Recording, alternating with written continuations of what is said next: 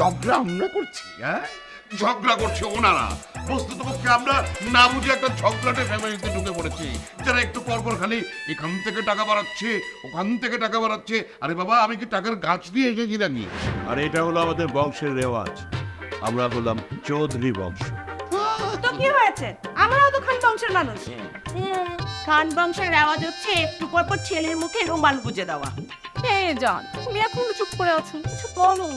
আম্মা, এই শ্যাম, তুমি থামো, সমস্যার সমাধান করে দিচ্ছি। দেখেন আঙ্কেল আন্টি, যেহেতু আপনারা ইচ্ছা পোষণ করেছেন যে দেন মোহরের টাকা বাড়িয়ে নেবেন, সমস্যা নাই, আমরাও কাউরাবি করবো না। হাজি সাহেব লেখেন 5,51,000 টাকা।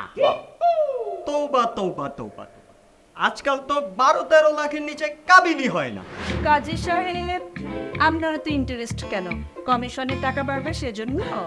না না না, আমি আসলে নারীবাদী কাজী, নারীদের পক্ষে কথা বলাই আমার কর্তব্য।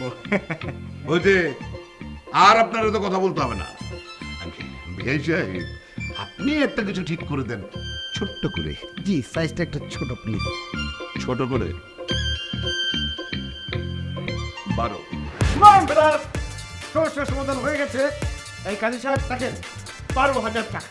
আরে আমি কি 12,000 টাকা বলেছি নাকি? আমি বলেছি 12 লক্ষ টাকা। কত? কানে শুনতে পান না? বেশে 8,30,000 টাকা ফাইনাল। মোটেও না, 11 লাখ টাকা। অবশ্যই। আরে বাবা, আপনারা একটু থামেন না।